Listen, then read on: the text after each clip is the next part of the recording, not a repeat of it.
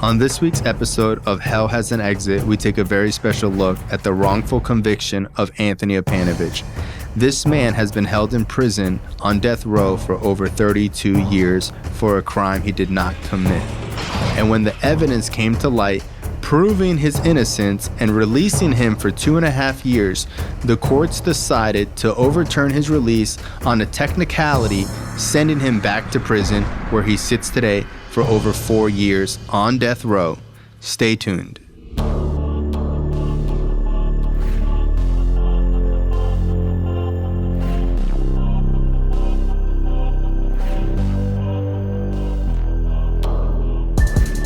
Hey, welcome to the Hell Has an Exit podcast. I'm your host, Bryan Alzate. This show is not affiliated with any specific 12-step program. If you or a loved one is struggling with an addiction, please find a local 12-step meeting. If you believe you may need detox or drug treatment of any kind, please call 833-999-1877 to speak to a specialist. The show is sponsored by United Recovery Project, a state-of-the-art drug and alcohol rehab facility. You can visit our website at unitedrecoveryproject.com.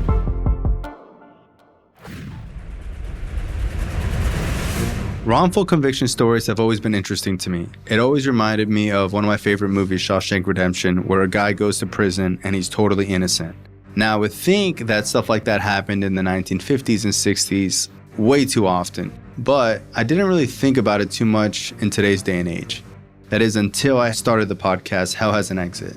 Since starting Hell Has an Exit, I've been able to interview multiple guys who are wrongfully convicted of crimes they didn't commit and spent up to 20, 30 years in prison after everybody knew that they were innocent. And a lot of these guys are literally locked up in jail for just small technicalities. The story that we're going to tell is the story of Anthony Apanovitch, and this guy is literally in prison right now as we speak, even after DNA evidence was presented and freed him for more than 2 years, and he's literally back in jail because of a technicality. Not just jail, he's on death row, okay?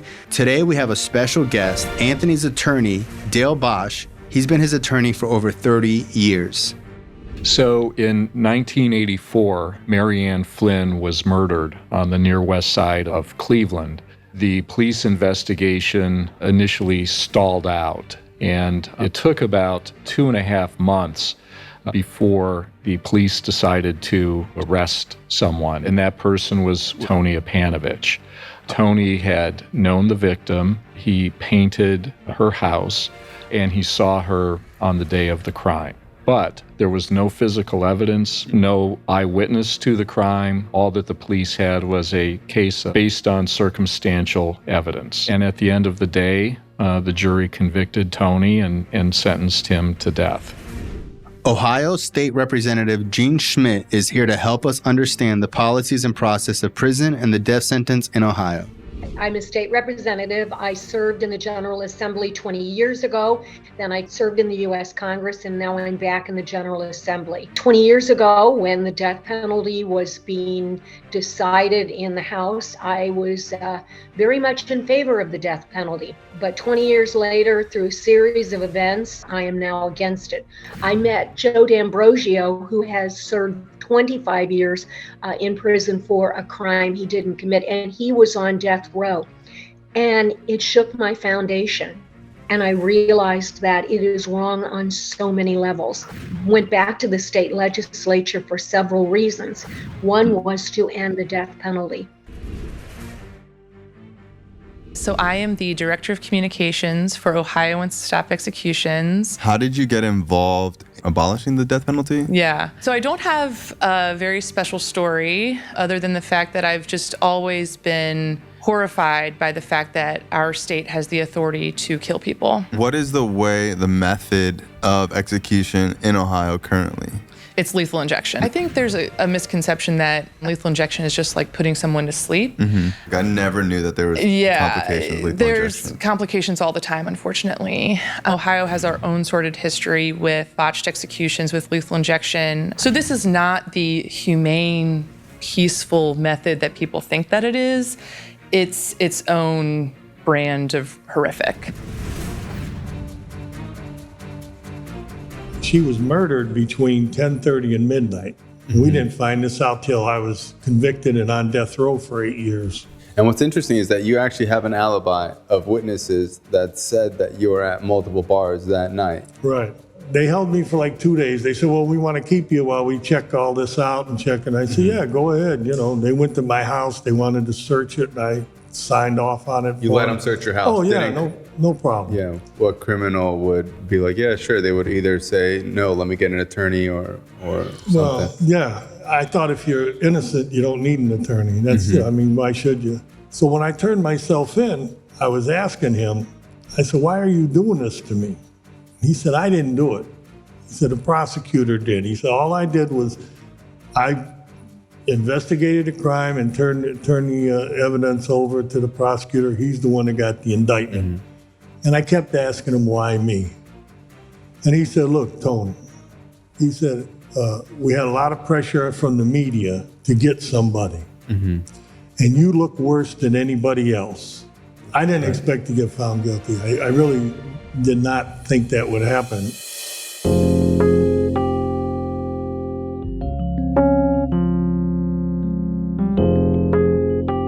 You know, over the years of being in recovery and speaking at rehabs and jails and prisons, I've never actually been to a prison quite the one that Anthony was in. When I got to the prison, I just remember it looking like something out of Hogwarts. And it didn't really look like a prison in Florida. It kind of looked like an old school. And when I got to the facility, it seemed a lot more, how could I say, like, you don't want to say a prison's nice, but this prison definitely was nicer than a lot of other prisons I had been to. The warden's assistant was extremely friendly. This guy was super helpful. He kind of reminded me of like a younger Jack Black. And it was kind of interesting. Everyone at the prison was kind of happy to have us. And you would think that if someone was in prison that was there, that we're saying is basically innocent, you would think that they wouldn't want us there, or that at least that was like my first impression. But honestly, everyone in the prison seemed like pretty happy to have us and was very welcoming. Now, walking into the prison, they left us to this visitation room, and there was 2 tables, and there was this one section that looked, you know, like great lighting and just looked like a great place to have a podcast. And I was setting up the podcast and the tripod and the cameras and everything. And Anthony walked in. And when he walked in, it kind of like threw me off guard. I was still setting up the camera, I had my back turned to him. And when I turned around, it just like really hit me, like, wow, we're really interviewing this guy, you know? At first, like, I tried to hug him and I realized like he was shackled from his wrists were shackled to his waist and his legs were shackled too. So he couldn't hug me back. And when he shook my hand, he had to shake it all like awkward from his waist, you know? And that kind of was strange because I've been to prisons before. I've visited people before. And usually when they're in visitation, you know, they're walking around, they're not shackled in visitation. And then I had imagined that he'd be sitting on the other side of the table and they had him sit on the opposite side. And I realized because on the bottom of the table, there was actually this metal hook that they were going to shackle his feet to. So even during the interview, he was still going to be shackled. And that's when I realized, like, holy shit, this is death row. Welcome to Hell Has an Exit, and I'm your host, Bryan Alzate. Anthony, can you give us some history about yourself, where you grew up, where you're from? Well, yeah. What your early childhood was like? Well, I grew up in Cleveland, Ohio. Childhood was great. I mean, it was cool. We had Euclid Beach was open in Cleveland, and we used to go there. It was like 10 cents to take the ride. Amusement park like Cedar Point and all those. Oh, Cedar Point was open back then? Oh, no, but Euclid Beach is just like Cedar Point. Oh, okay. And it was right in Cleveland. I mean, right in the heart of Cleveland, right on the lake. And we used to go there all summer long because it was right in the neighborhood, basically. So, I mean, I had a pretty good childhood. It was okay. Okay. Yeah. And then August 1984? Yeah. Your life changed. Yeah, it sure did, man. It changed big time. And I had been in prison when I was younger. I went to prison for aggravated robbery. I got out. I went to prison in 76. I got out in 1980. In 1980, I started, I didn't like prison. I realized that's a bad thing. So I was working, I was doing okay. But I was a young man, I was still going out drinking and running around and, chasing women and stuff. I ended up getting married, and I was driving truck. I was a truck driver. And I got married. My wife had a baby.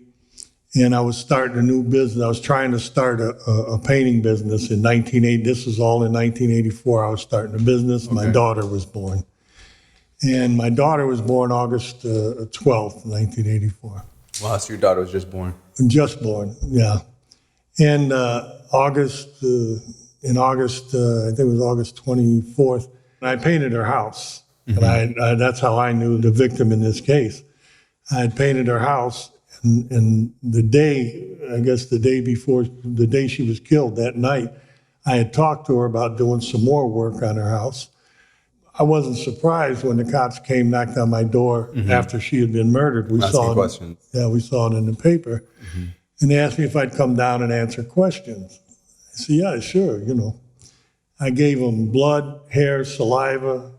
They asked me where I was, where I had been, everything. So before you knew that, you just were trying to help out. So they didn't give a subpoena. They didn't tell you that you're being charged or anything. No. You voluntarily gave them blood and saliva. Right, and absolutely. Just to help the case because you knew you didn't do it. So you're just trying to help out. I wasn't worried about it. Yeah. I gave him hair, blood. Why should I? I'm not worried. I didn't do it. So go ahead. And who would do that? Like what criminal would be like, yeah, sure. They would either say, no, let me get an attorney or something. Well, yeah. I thought if you're innocent, you don't need an attorney. That's why should you? They held me for like 2 days. They said, well, we want to keep you while we check all this out and check. And I said, yeah, go ahead. They went to my house. They wanted to search it, and I signed off on it. You let them search your house? Oh, yeah, no problem. Yeah, we had no problem with that. And they let me go. And that was it. They let me go. And what's interesting is that you actually have an alibi of witnesses that said that you were at multiple bars that night. Right. Well, the thing is, though, at trial, there's so much I could tell you wrong about the trial, but some things need to come out. At trial, they lied about the time of death. They said she had been killed between midnight and the early hours, maybe even 6 a.m. And this is what they're telling the jury and everybody else. Well, my alibi is guaranteed all the way up till 2:30 when the bars closed, because then I went home. My wife was asleep. She don't remember me coming in. She was asleep. But the truth was she was murdered between 10:30 and midnight. We didn't find this out till I was convicted and on death row for 8 years. Wow. So when you're going on trial, they're telling the jury that she was killed possibly after 2:30 when the bars were closed. Right. And then after you're already convicted and on death row, evidence is coming out that it was clearly before 12:30. Right. They knew it. They just hid that information. And that's not it. The only thing, there was a black hair they found. They said at trial it was laying in the area of the woman's hands, wrapped around her fingers. They made all kinds of comments about it. And they said it came from a detective or somebody. Yeah, that it could have been a medical examiner or somebody that it fell off from. But then later on, it finds out that it was actually behind her back, right? Or behind her hand? On her back, under her bound hand. Under her bound hand, so it couldn't have gotten there. Right, so whoever tied her hands, that's where the hair came from. It didn't come from no cop. And it wasn't my hair, that's for sure, And they even asked you, like, did you dye your hair or anything like that? Yeah, they did. So they were even asking, like, did you dye your hair to try to get the hair to stick or something like that? So during the trial, the hair comes out, and they just say, oh, well, this hair is someone else's that probably fell from a cop or something like that. Right. Don't worry about that. Right. So let me ask you, what's going through your mind when you're going through trial for this rape and murder? Do you think in your mind that it's possible that you're getting convicted? Not really. Because, when I got arrested I didn't really get arrested for this. What happened was they secretly indicted me. And I never heard of this before, but the homicide detective called me up and said, "Hey, Tony, you've been indicted. You're facing the electric chair. Can you come down today and turn yourself in? We're going to hold you for trial." And I thought he was Joking. yeah, so nice way to put it. So I called a lawyer. I called a lawyer. I said, "Hey, we check on this." He called me back and he said, "Yeah, man." He said, "You've been indicted. You face an electric chair." I said, "Oh, okay." I said, "Well, I guess I'll be down there later then." Like I told him I'll be down later on, you know. And I took my wife and baby over to my mom's house and dropped them off there. And I had my brother take me downtown. I got the call at noon and I went down about 4:30. When I got there, he said, "Oh, I'm glad you came. I was going to call you, see if you were time, because I'm ready to go home." I mean, this is a man I'm accused of rape and murder. Yeah. And he's calling me on the phone to turn he knows I didn't do it. You know?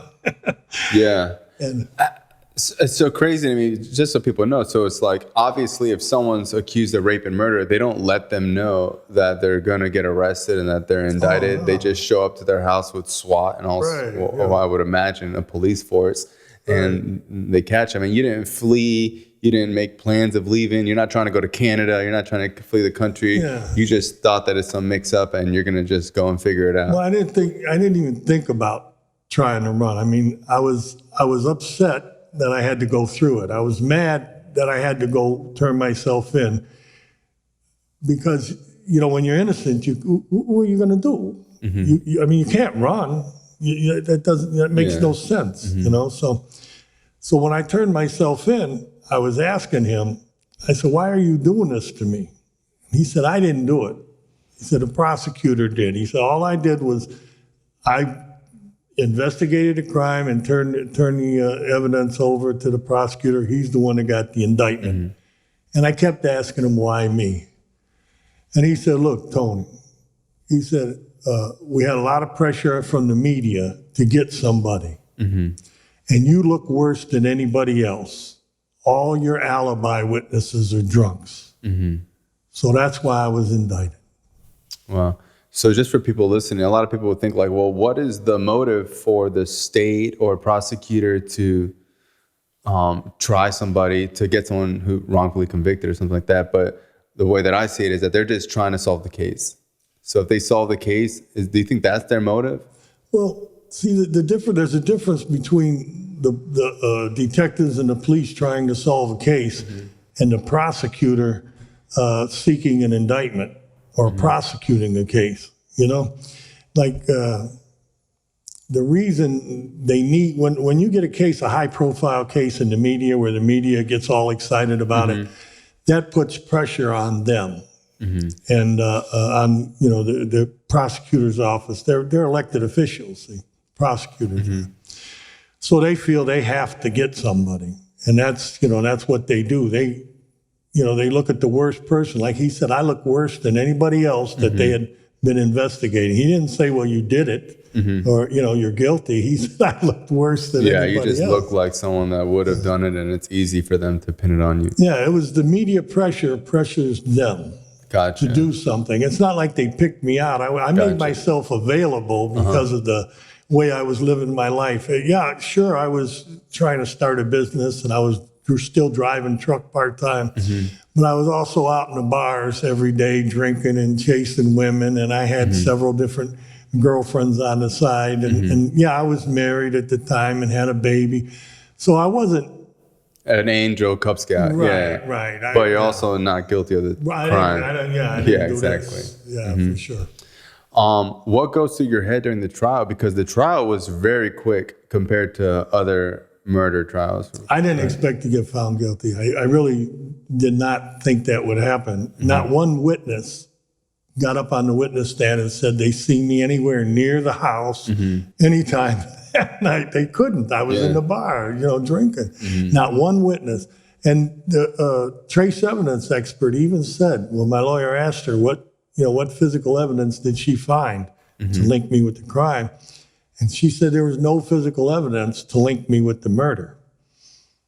Period. She said that on the stand. I mean, the jury found me guilty because I guess I'm the one sitting there. So what I've read is that one of the main things that the jury hung on was when the police officer, the detective told you, hey, you might get indicted. You called your mom to let her know what's going on. And you said, I'll call you when they indict me. And they harped on this, but later on they found out that you said if. So it was this huge thing with the when and if part. Here's how that whole conversation came about. When I was in jail, they questioned me and they wanted to search my house, and they went and took all my clothes out of my house. I mean, they took all my clothes.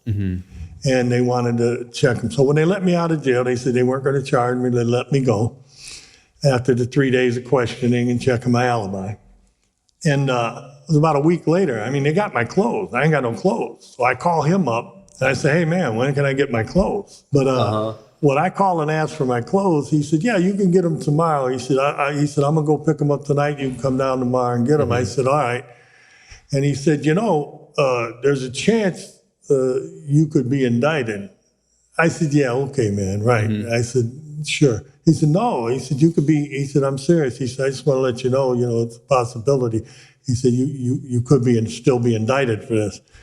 And I said, well, okay, if they indict me, call me, and and I'll let my mom and everybody know what's going on, and then I'll come in. And he said, yeah, okay. And that was the conversation we had. There was no when or anything. I still thought he was just, I don't know what, maybe he lied at trial, got on the witness stand and lied. And we found out 8 years after I was convicted, they had the statement that I made. He had wrote it down the way it happened. And during the trial in the beginning, he said that he didn't have it, right? Right. They said there was no statement. So he says he never wrote it down. Right. It was just his word against yours. And then they found the statement later. Yeah, they had it. They just didn't, give it up. Yeah. And they said there at trial, there was a lot of little things like that. And they said I had the same blood type as the killer. And they were saying... So back in 1984, they don't have DNA testing yet. They only have matching a blood type. Right. Which a lot of people are the same blood type. Right. But back then, they thought it was like super rare that someone would be the same type of blood type, right? But if you got the same blood, they're saying they know the killer's blood type, is what they're saying by this. They're saying, and I got the killer's blood type. The truth is, I had the victim's same blood type as the victim. Yeah. They don't know who... If they do know the killer's blood type, they never told us. Gotcha. And then the jury is like, well, they got his blood type. He has priors. His alibi, people are drinking. She was murdered after 2:30, right when the bars were closed. But I mean, honestly, them thinking that the blood type matched back then, it was like a slam dunk. They probably were just... It's like DNA today. Yeah. They found his blood at the crime scene. He did it. You know? So, I don't know if the jury, I can't, I've never been mad about their decision. I just never understood it. I've never been able to understand. How in the world could they convict me? That's always bothered me. Before trial, have any jurors ever reached out to you after all these years? No. Before trial, they offered me a deal. They offered me, I could have got 20 to life, And what for? I didn't do nothing, you know? I mean, it's just a lot of things that you can't fight when you're sitting there and they're pointing you out. It's hard to fight them, you know? Why would you be sitting there is what the jury's thinking. Because they didn't arrest any of them. Yeah, and there's no one else that they're looking into. Right, so. What was going through like your mind during the trial? Like, what are you thinking about? Well, as I'm listening to, the witnesses, and nobody's saying anything bad about me, really. They bring in these 19 witnesses, and not one of them could point a finger at me and say I did anything, or they could say that they found evidence that I did anything. They were mostly people talking about the crime scene and how they found it, cops and EMTs and those people. And there was a whole bunch of craziness that went on where they didn't dust for fingerprints in the bathroom. They didn't check the bathroom, all sorts of things like that. They didn't go in the basement. And then I even read somewhere that they had one of the neighbors collect some of the evidence and bring it to the police officer. Yeah, I heard about that afterwards too. Yeah. You know, I didn't know about this at trial. At trial, they hid everything from my lawyers, but I really didn't expect to be found guilty. The sheriffs who escort me in and out of the courtroom back to jail, they see trials all the time. And he's at the end of the trial when the jury went in, he said, "Oh man, don't worry, you're going to be okay. You'll be home. Yeah. You'll be all right." One of the sheriffs said that to you. Yeah. Yeah. Wow. Yeah, he was wrong. Yeah. What was going through your mind when you got convicted?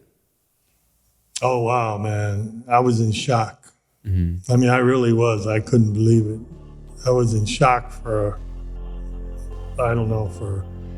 probably a year. I mean, seriously, I couldn't think straight. All right, guys, now a word from our sponsor, BetterHelp. It can be tough to train your brain to stay in problem-solving mode when faced with a challenge in life. But when you learn how to find your own solution, there's really no better feeling. A therapist can help you become a better problem solver, making it easier to accomplish your goals, no matter how big or small. If you listen to the show, you know that I always encourage people to go to therapy. A lot of people think that you have to go to therapy only if you're on drugs or suicidal, but the reality is that anybody can go to therapy at any point in time and get a better perspective on their life.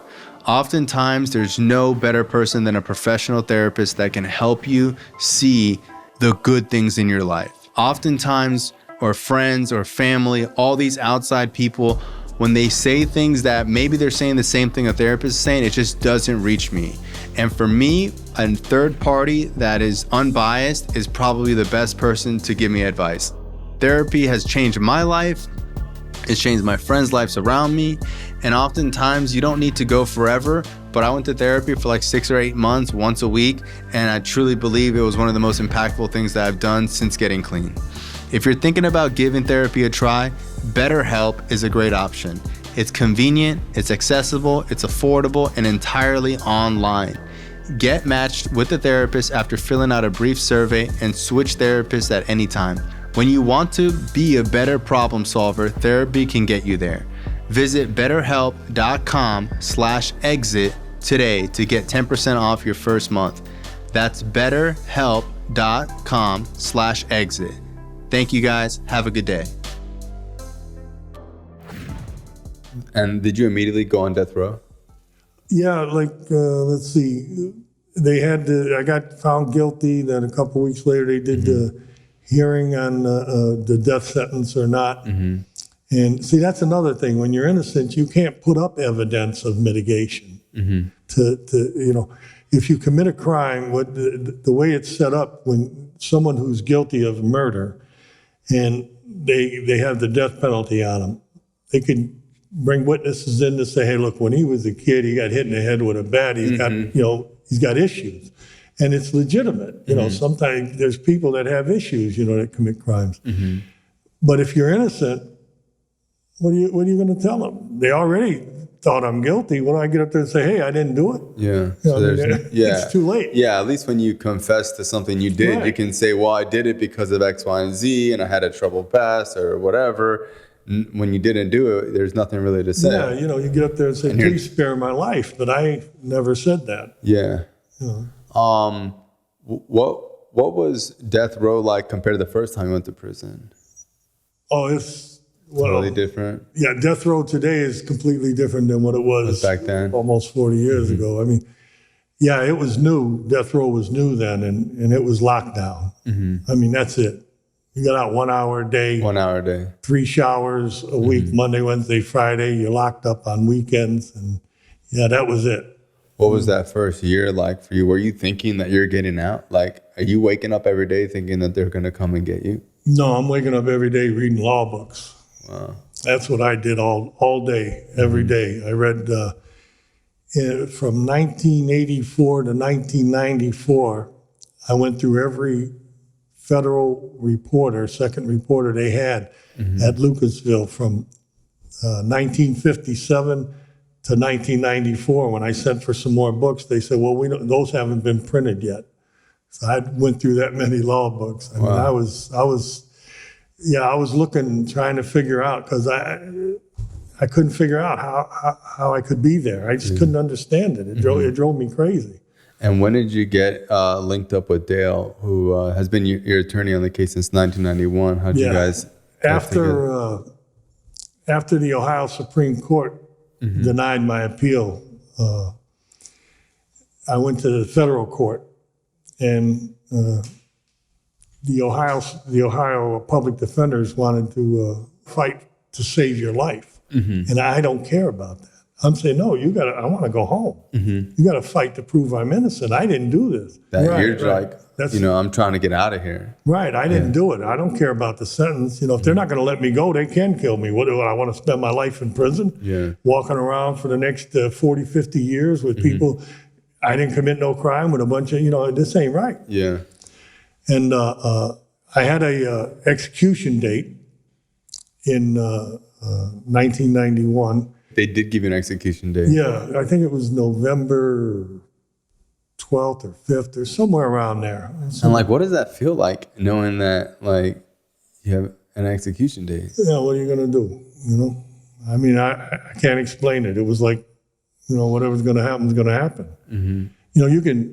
I use this all the time when people say, I don't know how you get through each day. I tell them, I say, well, I can bang my head on the wall and I can scream and yell.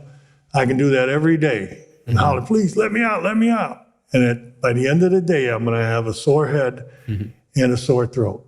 It ain't going to do no good. So you just got to deal with it. Were you in prison telling people I'm innocent, I didn't do it? Yeah. And what would people say? Well, I don't, they were polite. They're polite, yeah. Yeah. I'm not, it's not like they believed me or didn't believe me. They were like, yeah, okay. I don't know if they believe me or not. It's hard to say. But they know now. Yeah. Because I got out. You got out, DNA, yeah. Right. Yeah. What's going on with your current wife at the time? Is she supporting you when you're in prison? At the time? At the time, well, yeah. She was 22 with a baby. And her husband just got sentenced to death. So she had to move home, get a job, support herself and the baby. And she stuck with me until the Ohio Supreme Court denied my appeals. We're thinking I'm going to get out. But how many years was that? 3 years. 3 years. Yeah, and then it was time for her. She had to move on. She had to get her life together. And me, I had to fight this. Wow.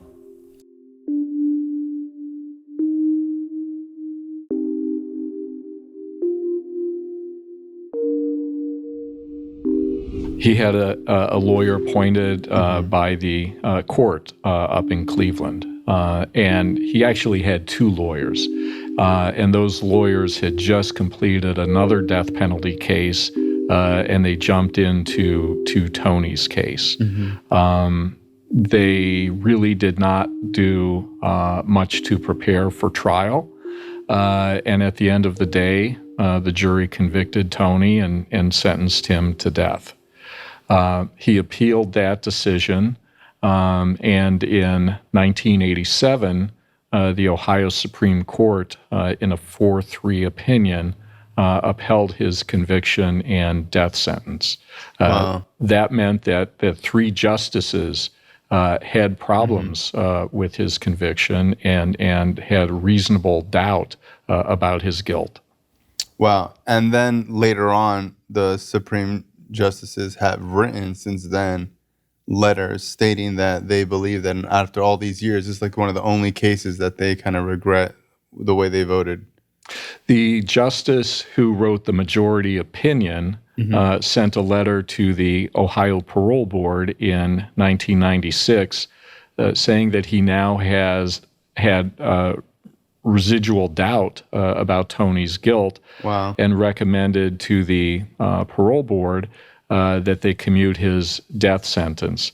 And in March of 2022, the justice who wrote the dissenting opinion sent a letter to the parole board and said that Tony, that he believed that there was doubt about Tony's guilt and he should be released from prison.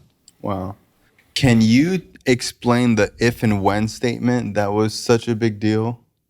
Sure. When the police were conducting their investigation and interviewing Tony, and he voluntarily met with the police on a number of occasions, Tony said to the police officer, if I'm indicted, can you call me and let me know so I could tell my mother?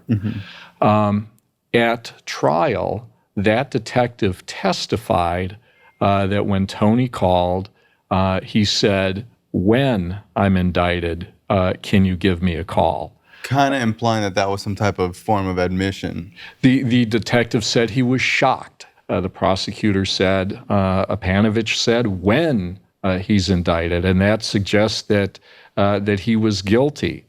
The defense lawyer made an issue of it when the detective made the statement. He asked the judge to order the state to turn over the notes that the detective took.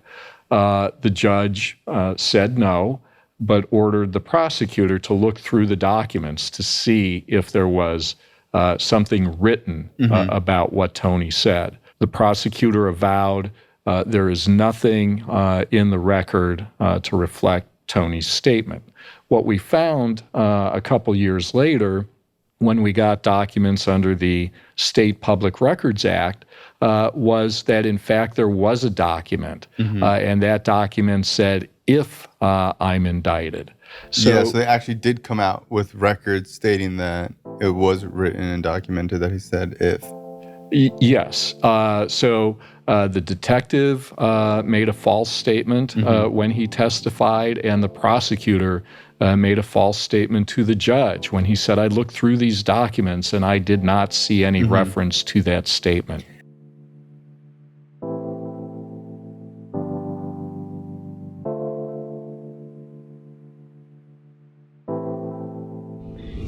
It's just a very dark environment, prison is. It's not a fun place to be. Even when you visit it, when you leave, you almost want to take a shower and shake the things that you've seen away. And yet living your life there is what should happen to the most heinous crimes. Can we talk about the bill that you introduced, 586, and how that would affect not just this case, but future case going forward? Well, what it would allow is your attorney to present the evidence, period. It would give more leeway for how new evidence can be presented. And the second part of the bill would allow it to be retroactive, which is the harder nut to crack, because in Ohio, retroactivity in law is very rare. All parties would have to agree to it. And currently, the county prosecutors across Ohio don't want to do that. And we have no way to get him out of that environment without the governor absolving, giving clemency. What was the first, couple of years like? What are you doing? What's your day-to-day like? What's Reading law books and working out. That's it. Seriously, that's it, man. I spent from 1984, when I got to death row, I spent all that time reading law books and writing letters to my lawyers.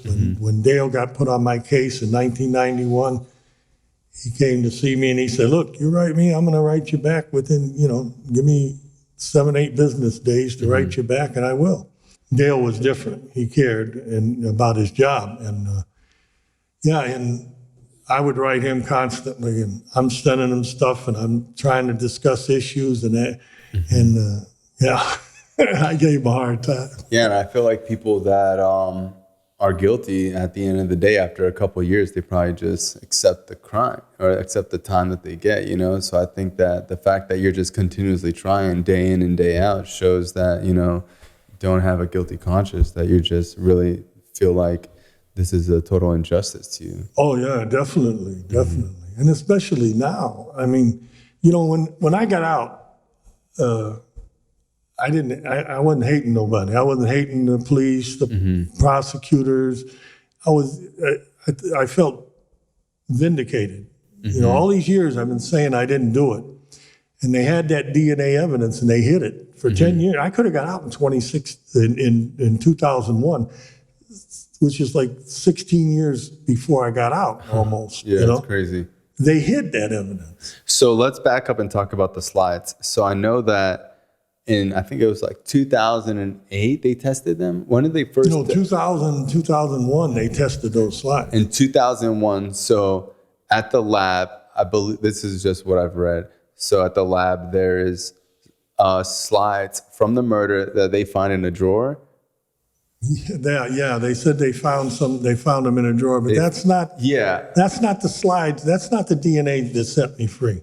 See, Okay. In 1989, the federal court in a rape case in Florida, they used DNA in Florida for the first time in the United States was in 1985 in Florida. Okay. In 1989, he had been appealing it, and his lawyer said this is junk science because it's the first time ever used in this country.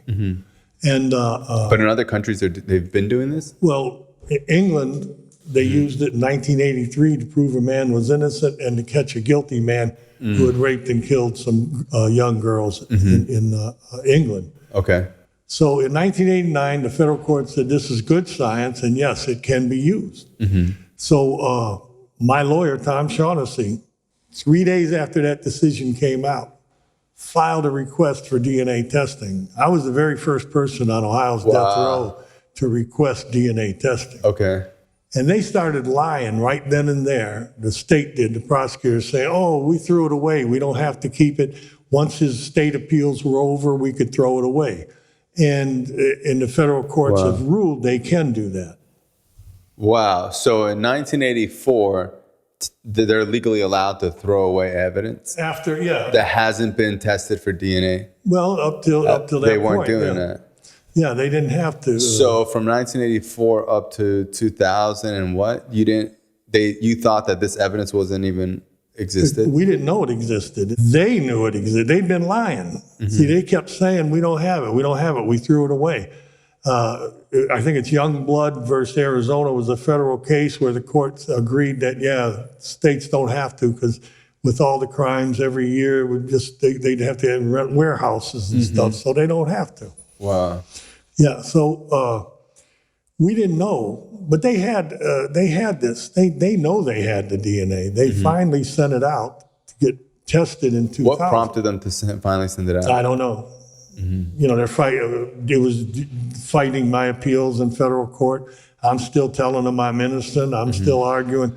So they eventually say, okay, let's send it out for DNA testing. Well, they didn't tell us.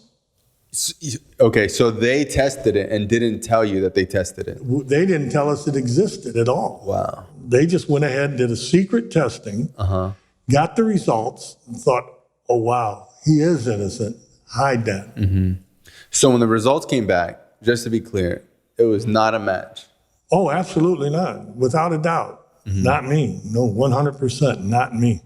And they hid that. In the federal court, there was a subpoena for DNA records. The federal judge sent it out. And Dale was deposing the medical examiner. And she brought she brought her records with her, the DNA records, all her records with her. Dale didn't tell me. All Dale told me was, he said, we got some more DNA records. He said, it might be something good. I'll let you know. And he kept telling me that for weeks. I called him every week and bugged him. I swear, I drove him crazy. And one day they told me, they said, Apanovitch on the speaker, you got an attorney visit. I said, what? I said, I just talked to my attorney Friday. I said, who is it? Because I'm thinking it might be the one from Cleveland. Okay. And it was Dale. So I go out there. I said, what's up, Dale? He hands me a document and a report. He said, here, read this. So I start reading the first page, and I got through the first paragraph, and he said, okay. He said, you see what that is? I said, yeah, it's a DNA report. What's going on? He said, well, now go to paragraph 12. So I turn the pages, I go to paragraph 12, and they're talking about the DNA sample, one such and such, whatever, blah, blah, blah, is not a match to Anthony Apanovitch. Wow. I said, wait a minute, dude. So that right there proves that you didn't do the rape and you didn't do the murder. Right. One person committed this crime. Yeah. Man, when I read, I couldn't believe that. And he flew there. What year was this? This was 2009. He flew up by then he had been in Arizona working at the Federal Public Defenders, and he flew up to show me that. And it still took a while to get me home, about How long? 7 years. 7 years after they found the DNA Right. slide. Well, the prosecutor fought it every bit of the way. I mean, And it's the same prosecutor from 1984? no, he It's retired and died of a heart attack 6 months later in 97. Wow. Yeah. Oh my God. So what happens when, 7 years later, it goes to the Supreme Court? No, we go to the trial court. Okay, so you have trial court, and then what does the judge say? Well, you remember the slides you were talking about? You said the slides they found in a drawer. In the drawer, okay. Well, they've been saying for years that they have slides that they tested that doesn't clear me, so that proves I'm guilty. Okay, DNA.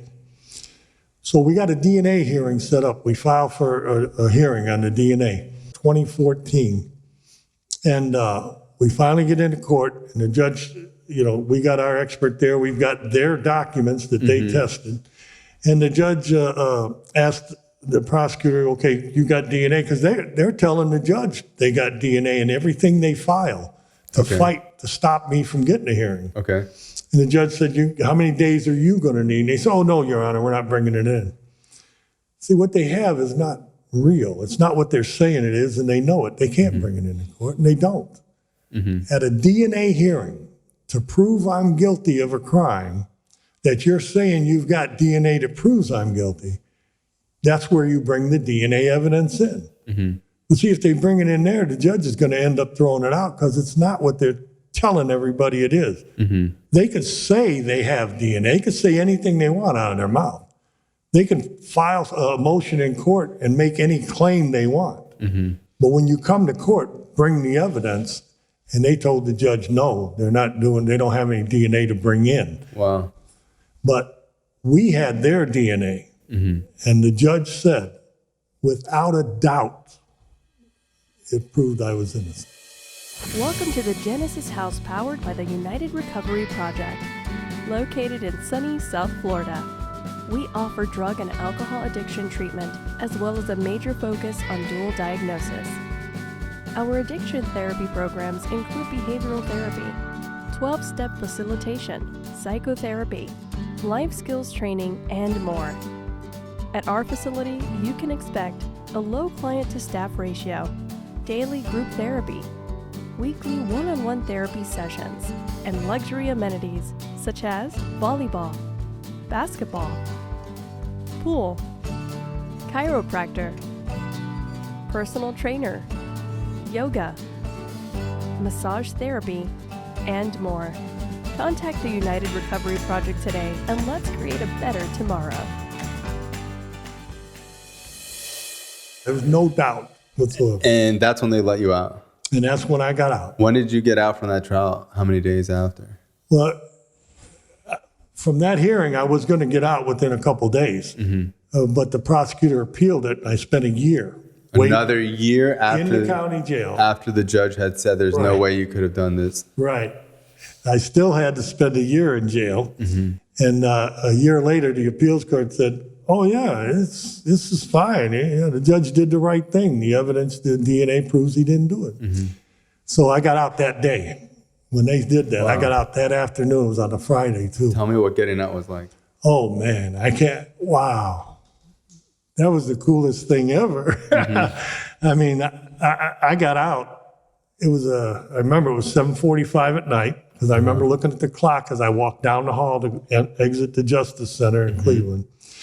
My ex-wife from my first wife, I've been married 3 times. My first wife, who we were teenagers, got married and divorced as teenagers. Her and her husband were out there waiting for me. Wow. So let me tell you something. So people listening, these are people that probably know you the most intimate out of anybody on the planet. Oh, absolutely. And they have zero inkling that they think that you did it, and they wouldn't be supporting you after all these years. Yeah. So the people that love you and know you since childhood are there 32 years later? Yeah. Wow. This is we were married and divorced within like about a year. So you guys were only married a year, and after 32 well, years... we do have a son together. Oh, yeah, so she's been in your life. We've talked on but my life, I was in prison. I was locked up, and I'd talk to her, I'd talk to her, I'd talk to my son, I'd talk to her other two daughters at her house. We were friends. She got married. I became friends with her husband, and I went and lived with them when I got out. So when you got out, they let you to live they with them? took me out to Canton, and I moved in with them. Wow. Yeah, so I mean, people. if anybody was to think that you actually committed this crime, they're not letting you stay at their house. Oh, yeah, Diane and Ken, they wouldn't let nobody in their house. He's got his daughter's a special needs, autistic. Wow. And, me and her, we're cool, yeah. So tell me, when you get out, what's the drive like? Where do you guys go when you first get out? Well, we headed to their house. Straight to their house? In Canton.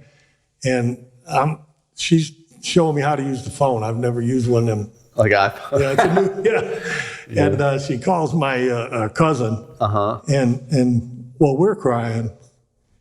And so we're talking, and the whole ride home, I'm talking to my cousin.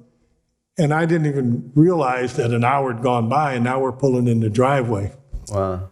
So we get to the house, and I reach over to open the door, and I'm like, how do I get out of here? I couldn't find, the door handles the way they had them. They weren't like the old cars, you pulled it up. Pull it? Yeah, it's up under there somewhere. You got to flip it up or something? Yeah. So you couldn't open the car door? I didn't know how to get out of the car. Wow. So they had to show me. And we went in the house, and one of the very first things was they made me a cup of coffee. And they gave me a spoon for my sugar.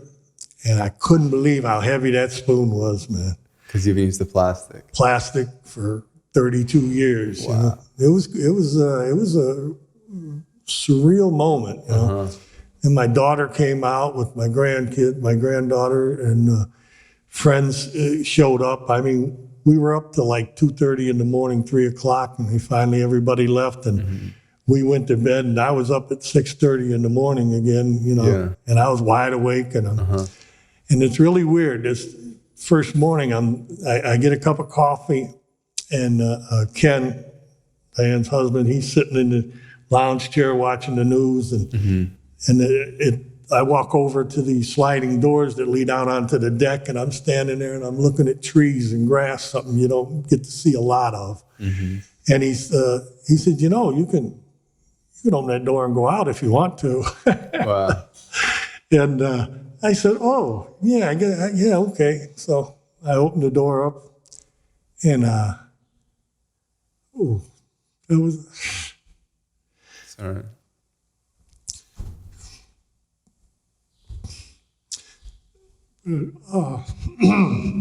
When I got out there, I'm standing there with the coffee, and I'm just looking. And I got tears running down. It was unreal. I mean, I was in prison, in jail, and I woke up a free man. Finally. Yeah. Yeah. What's the first thing you ate when you got out? Cheeseburger. Cheeseburger? With that cup of coffee. Oh, yeah? Yeah. How did that taste? Oh, it was good. It was good. Real hamburger. Yeah. Yeah. What was, so you were out for 2.5 years, a free man. What did you do in those 2.5 years? The first 6 months I lived with Diane and Ken. And then Beth, my wife now, I had known her for 20 years. Yeah. She had been visiting me all the time. Yeah, so it's an interesting love story. Yeah. So how did you meet Beth? When she was in college learning, she was doing a paralegal course. And one of her assignments was to write about a case in Ohio, a criminal case, and write a a synopsis of it or something, short story or whatever you call it. And she saw my case, read it, and wrote me and said, I read your case. I just had to write. She explained she's doing it. She said, I just don't understand. If you don't want to write, I understand. She said, but I don't understand how you're there. What happened? How did that happen? Because if you look at the evidence, there is none. There's a lot of smoke and mirrors and finger pointing, and that's it. And that's how we started. That was like right around 2000, and we became friends, and ever since we've been together. And 6 months after I got out, I asked her to marry me, and she said, "Yeah, are you sure, man?" We didn't want to get married while I was in prison, because that's a whole different relationship. And when I first got out, of course, she came to the house, and she said, "Look, you're not normal yet. Acclimate, right? You got to become a human being again, and then we'll talk about it." See, I didn't get to raise my daughter. I didn't get to raise my son, but I got to raise those two girls, my granddaughters now. And for those 2.5 years I was out there, that I got to be with them, man, that's like, wow.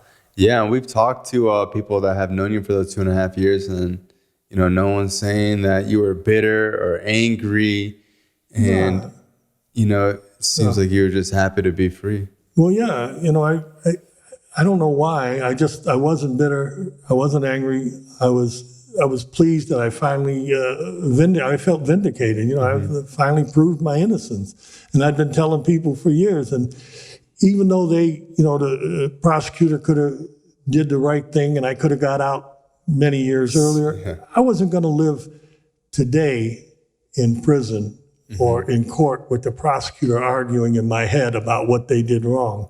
When I woke up in the morning, I was living that day to the fullest. That's the way I looked at life out there. When I,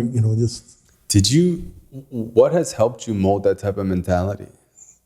I don't know, maybe my faith in God probably is what I'm figuring. You're a religious man? I don't know, I wouldn't say religious, I would say is strong in faith, very strong in faith. When you realized that you were going back to prison, what was that like? Well, I didn't realize it until they kidnapped me. Here's what happened. I found out that I was probably going to get locked back up. We'd have to go back, have more hearings, because the Ohio Supreme Court said that it was the DNA didn't matter. And they basically said that the judge didn't have the jurisdiction? I'll tell you exactly what they said. I did bring something with me. Okay. This is what I got a quote from them, the Ohio Supreme Court. They said, "We recognize that it may seem unduly formalistic or unfair to foreclose the trial court from considering a post-conviction claim that is based on DNA testing that the state itself procured. But it is the prerogative of the General Assembly, not this court, to set the terms by which an offender may pursue post-conviction relief."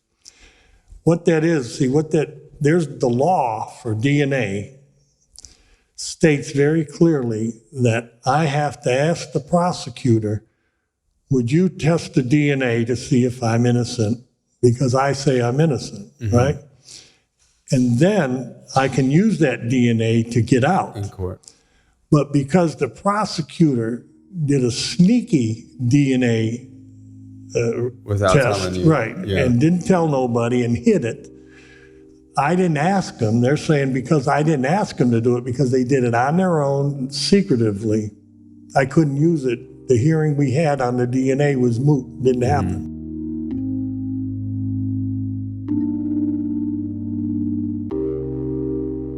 What do you think happened later on that, kept him in jail for so long? Well, in any criminal case and in a death penalty case, there are a number of appeals that take place. And we pursued those appeals in Tony's case. And all along the way, the courts did not take a deep dive into the facts or relied on procedural limitations to avoid looking at the facts closely.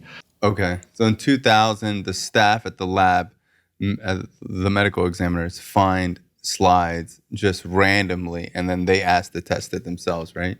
Yes. They asked their boss if they could test the material. They did not call us. They knew that we represented Tony. There was active litigation going on at the time.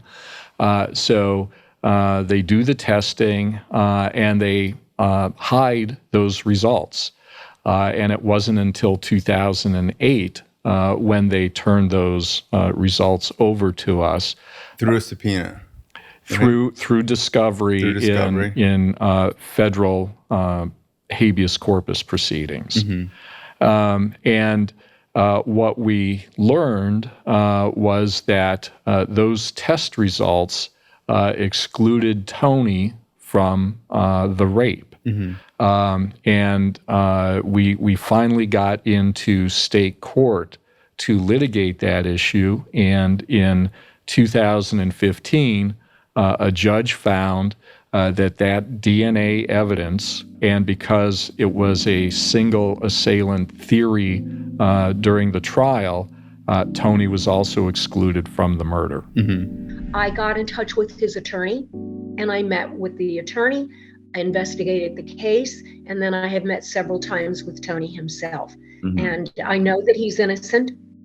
The unfortunate thing is that the DNA that was there at the initial trial that they chose, the prosecutor chose not to not to use, that would have proven his innocence at the beginning, was finally discovered in an appeal through his attorney. When the attorney was having a deposition with the county coroner, and it clearly proved that if it's a rape murder case and it's a single individual, if you didn't do the rape, guess what? You didn't do the murder.